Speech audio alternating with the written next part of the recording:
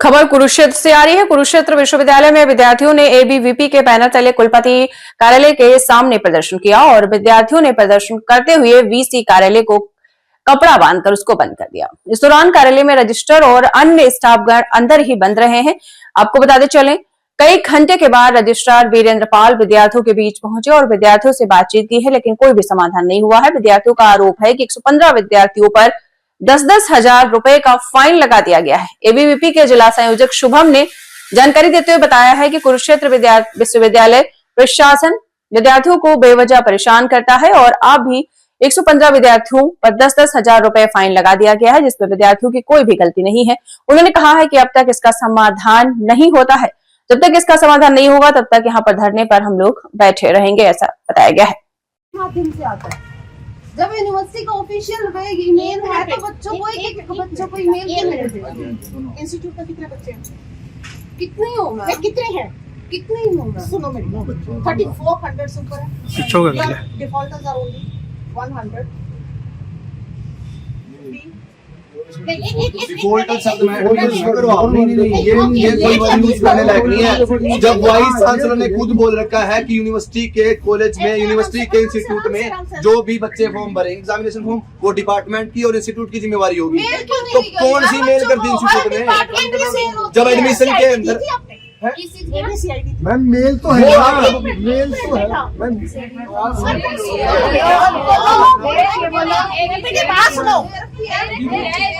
मेरे बच्चे सामने देखती है।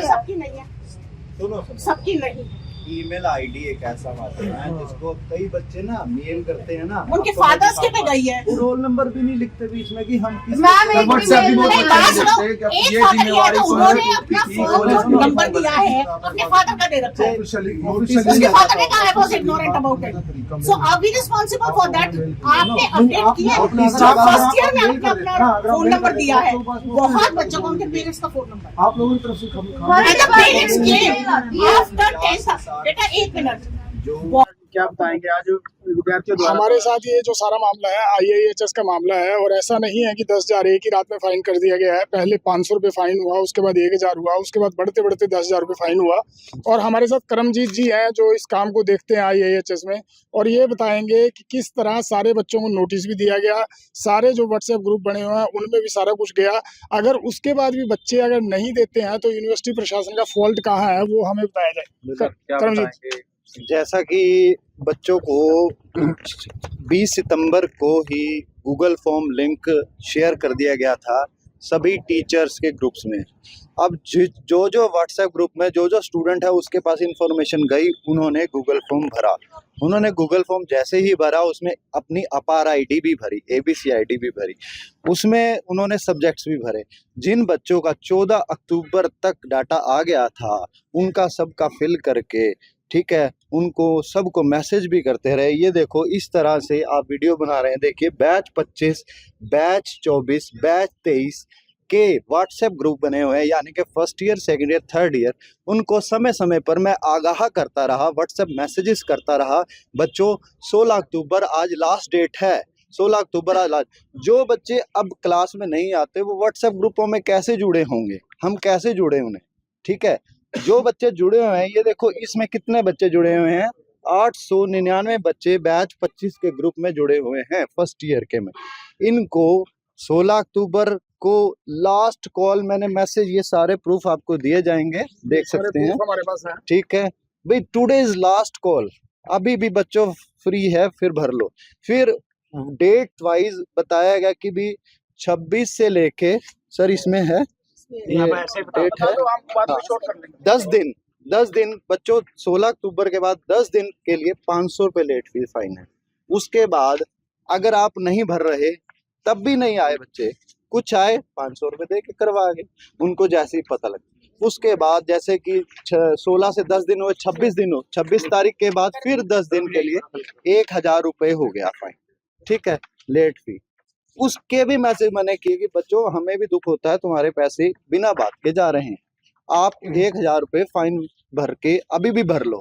फिर 10 दिन फिर निकल गए, 6 नवंबर आ गई, 16 से 26, 26 से फिर 6 नवंबर, 6 नवंबर। एक बार बात सुनिए आप सर, फिर जैसे ही 6 नवंबर ऊपर हुई तो फाइन हो गया 5,000 रुपए। ठीक है, तब भी बच्चे सोए रहे। आप मानोगे नहीं, 6 नवंबर से 16 नवंबर तक के बाद जैसे ही हुआ तो 16 नवंबर के बाद जब 10,000 फाइन हो गया, उसका भी मैसेज मैंने किया कि बच्चे कल 10,000 होगा। और एक बच्ची को तो जिसका नाम मुस्कान है, उसको मैंने पर्सनली फोन किया, बेटे कल 10,000 हो जाएगा, आज ही भर दे बेटे, आज ही भर दे। नहीं सुना उन्होंने कहा नहीं। और कल वो लड़ने आ गई डिपार्टमेंट में। चलो हम हैं, अभी टीचर का काम भी कर रहे हैं और साथ साथ बच्चों का सहयोग भी कर रहे हैं, लेकिन क्या करें कि आज क्या तारीख हो गई है, ये बता दो एक बार, ये ये नोटिस पूरा लगा लो। आज ये 16 अक्टूबर से आज कितना डेट हो गई है, 1 दिसंबर, अब 12,000 फाइन हो तो गया अब इसका है। हल क्या है? इसका हल ये है, यूनिवर्सिटी प्रशासन ने डिस्काउंट करके 50% वेव ऑफ कर दिया गया है, जी। 5,000 ये भर कर सकते दिया गया। हैं। हाँ, ये 5,000 रुपए अभी एक सिंपल क्वेश्चन, एक आज डीसी कार्यालय का जो है वो ताला चढ़ा है, क्या बात है, क्या मसला है, क्या? देखिए, सबसे पहले तो मैं विश्वविद्यालय प्रशासन के लिए बड़ी शर्म की बात है, जिस विश्वविद्यालय की लड़कियां अपने हकों के लिए सड़कों पर बैठी हैं, उस विश्वविद्यालय प्रशासन के वाइस चांसलर को तुरंत अपने पद से इस्तीफा दे देना चाहिए, रजिस्ट्रार को अपने पद से इस्तीफा दे देना चाहिए। एक तरफ सरकार बात करती है 50% आरक्षण की, कि महिलाओं को सरकार के अंदर 50% रिजर्वेशन दी जाएगी। दूसरी तरफ एक सबसे बड़ी यूनिवर्सिटी हरियाणा की, जिसमें लगभग 78% लड़कियां पढ़ती हैं, वो लड़कियां अपने हकों के लिए वाइस चांसलर के ऑफिस के बाहर बैठी हैं। बड़ी शर्म का विषय है यूनिवर्सिटी प्रशासन के लिए ये।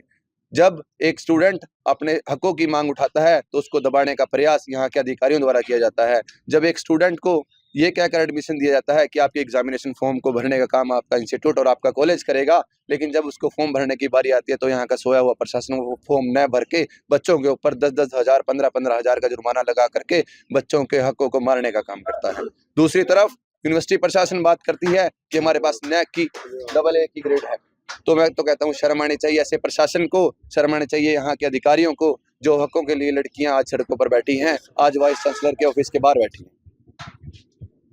सीधे तौर पर कि इनका जो फाइन 10-10 हज़ार रुपए जो यूनिवर्सिटी प्रशासन ने एक एजुकेशन हब को हटा करके एक पैसे वसूलने का धंधा बना रखा है, इसको तुरंत प्रभाव से हटा करके इनके free of cost examination form भराए जाएं।